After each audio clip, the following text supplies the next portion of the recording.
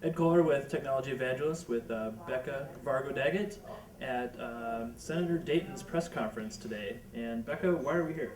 We are here because Senator Dayton came out today in strong support of network neutrality. And what is network neutrality and why should we care? Pretty simply, network neutrality is the idea that the people who own the network that you use to access the internet shouldn't get to tell you which sites you can and cannot visit, and shouldn't get the right to create a fast lane for paid content and a slow lane for everybody else. We appreciate you being willing to take a stand in favor of network neutrality.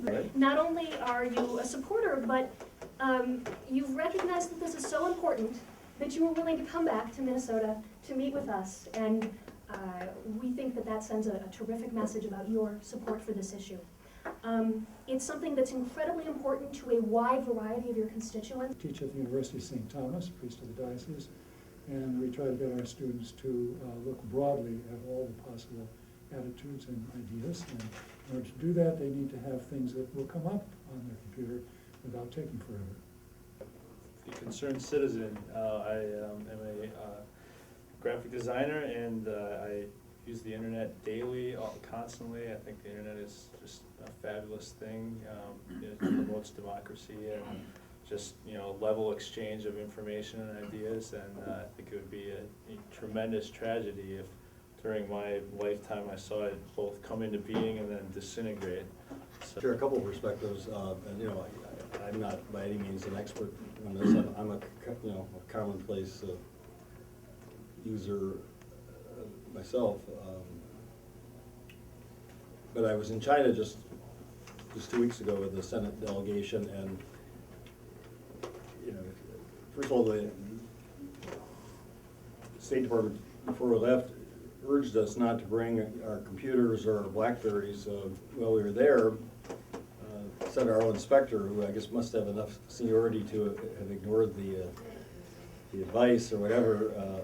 He chairs the Senate Judiciary Committee, but he brought up at a couple of meetings, including a meeting with President Hu Jintao, the president of China, that he had gone online that day before and I guess being, as he said, parochial, tried to get on the access to the Philadelphia Inquirer because he wanted to get the sports score for the Philadelphia Phillies, and was not able to access the Inquirer through the Chinese censorship. And he was raising the question, what is it about the Philadelphia Inquirer that you find so threatening to your citizens and ever? But it underscored again how the ability to control complete and free access is an enormous power.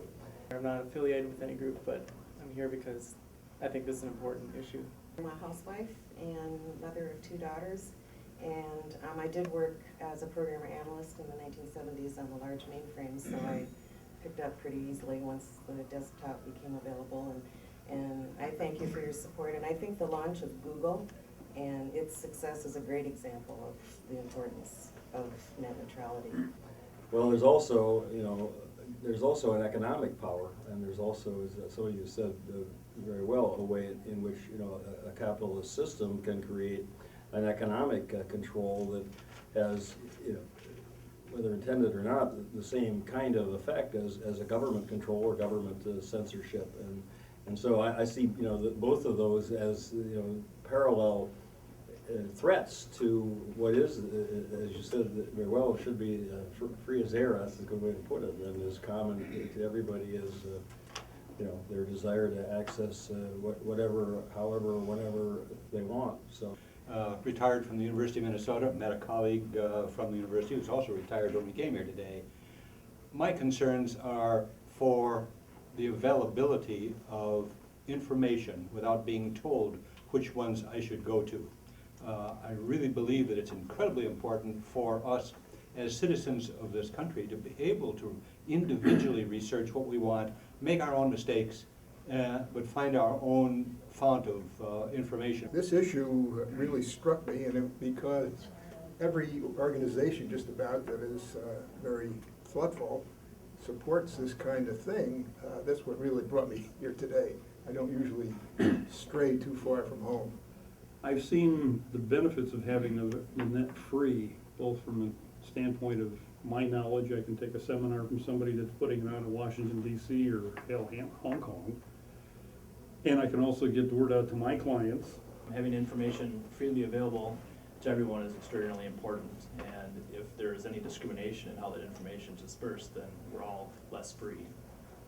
We use the internet literally every day, and our concern is that our ability to sell our wares, which is national, it would be greatly affected by this kind of change. If the net is not kept neutral, businesses, small businesses like us can't compete. If it's partitioned out to larger concerns, our ability to equally be able to sell our wares is really affected. So we appreciate your support. Where can people find out more information about Institute for Local Self-Reliance or other organizations relevant to this issue? Well, they can visit www.savetheinternet.org.